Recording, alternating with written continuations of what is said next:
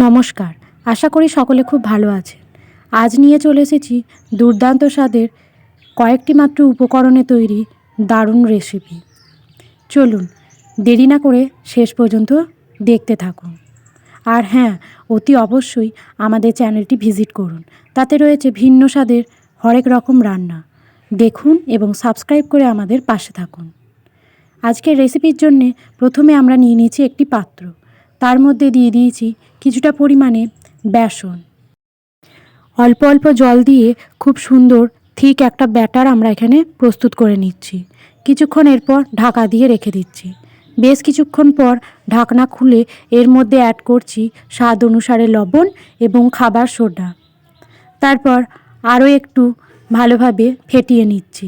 যত বেশি ফেটানো হবে জানবেন বড়াটা তত খেতে ফ্লপি এবং ক্রিস্পি হবে। কড়াইয়ে দিয়ে দিচ্ছি সর্ষের তেল।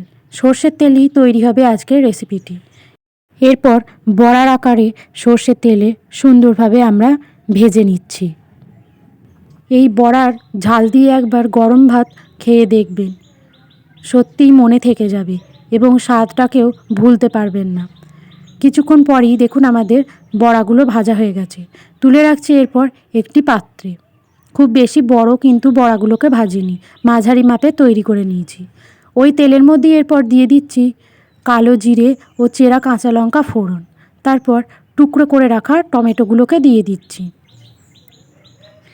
আজকের রেসিপিটি হচ্ছে নিরামিষ। যে কোনো নিরামিষ দিনে শুধুমাত্র এই একটি পদেই উঠে যাবে এক থালা ভাত। টমেটো দেওয়ার পর আমরা এর মধ্যে দিয়ে দিচ্ছি সর্ষে বাটা, পোস্ত বাটা, কাঁচা লঙ্কা বাটা, হলুদ গুঁড়ো, শুকনো লঙ্কার গুঁড়ো, স্বাদ অনুসারে লবণ। এরপর টমেটোর সাথে সমস্ত মশলা খুব ভালোভাবে কষিয়ে নেব। কষানো হয়ে গেলে দিয়ে দিচ্ছি কিছুটা পরিমাণে জল। তবে অবশ্যই খেয়াল রাখবেন এর মধ্যে কিন্তু বড়াগুলোকে দেব, তাই জলের পরিমাণ একটু বেশি রাখবেন, কারণ বড়াটা জলটাকে টেনে নেবে। এরপর কিছুক্ষণ ঢাকা দিয়ে রেখে দিলাম যাতে খুব ভালোভাবে ঝোলে জাল তৈরি হয়। ফুটে এলে এর মধ্যে দিয়ে দিচ্ছি ভেজে রাখা বড়াগুলি।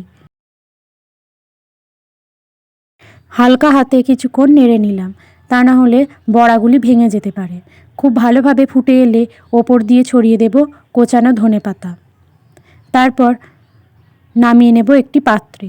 গরম গরম ধোঁয়া ওঠা ভাতের সাথে এটিও গরম গরম পরিবেশন করুন এবং শনিবারের দিনকে কিংবা যে কোনো নিরামিষ দিনকে জমিয়ে তুলুন।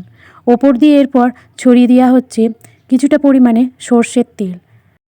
কেমন লাগলো বাড়িতে অবশ্যই করে জানাবেন এবং ভালো লাগলে আমাদের চ্যানেলটি সাবস্ক্রাইব করে আমাদের পাশে থাকবেন। সকলকে অনেক অনেক ধন্যবাদ।